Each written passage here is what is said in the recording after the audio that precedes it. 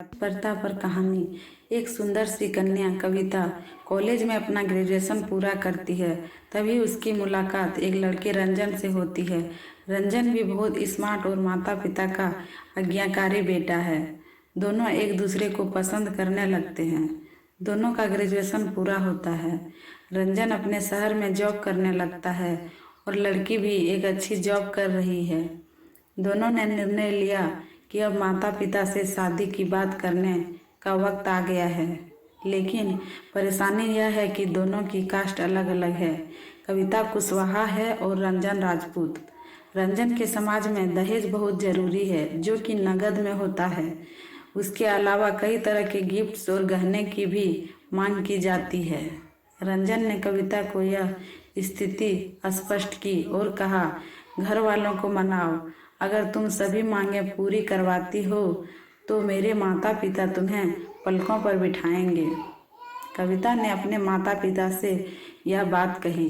कविता के माता पिता को यह बात पसंद नहीं थी, पर कविता की जिद थी कि अगर मुझे दहेज दोगे तो मेरी इज्जत बढ़ेगी। कविता के माता पिता सक्षम भी थे, बिना मांगे भी कविता को बहुत कुछ दे सकते थे, पर उन्हें इस तरह दहेज की मांग करने वाले लोग पसंद नहीं आ रहे थे।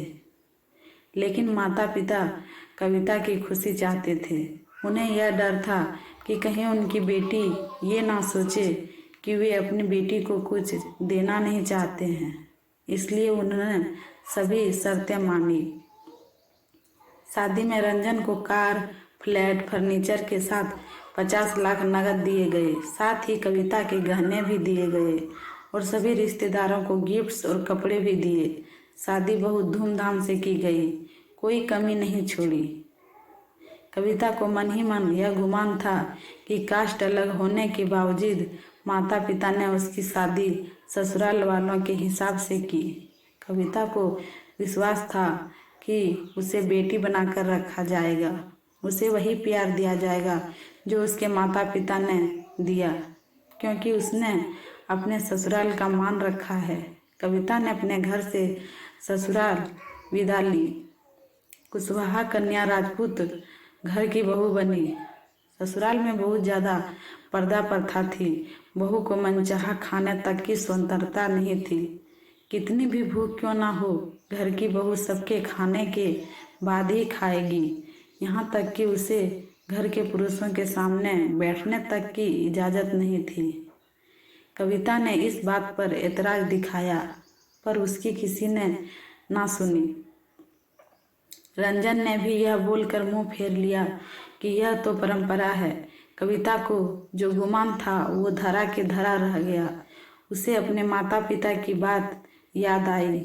जब उन्होंने समझाया था तो वह उनसे बहुत लड़ी थी। उसने ससुराल में बात करने का फैसला किया। कविता ने अपने सास, ससुर और पति से बात की, लेकिन उन्होंने नहीं सुनी और उसे बहुत बेरहमी से पीटा गया। कविता ने कभी ऐसा व्यवहार नहीं देखा था। उसे जिस लाए हुए दहेज पर घमंड था वह चूर चूर हो गया था।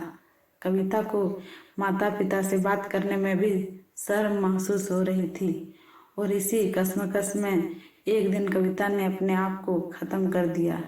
माता पिता को जब यह पता चला तो उन्हें अपनी गलती का एहसास हुआ कि वक्त रहते समझा होता तो बेटी साथ होती। जो लोग दहेज पर बेटे की शादी करते हैं उनकी सोच हर तरह से छोटी होती है। जो बेटे को नीलाम कर सकते हैं वो किसी और की कैसे अपनी बेटी बना सकते थे।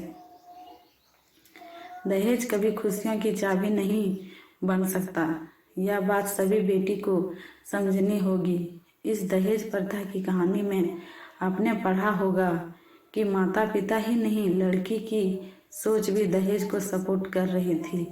कई बार लड़कियां को दहेज का गुमान हो जाता है, पर जो लोग लोभी होते हैं वो कभी अच्छे नहीं हो सकते। यह बात सबको समझने की ज़रूरत है। कहानियाँ जीवन में बहुत मायने रखती है।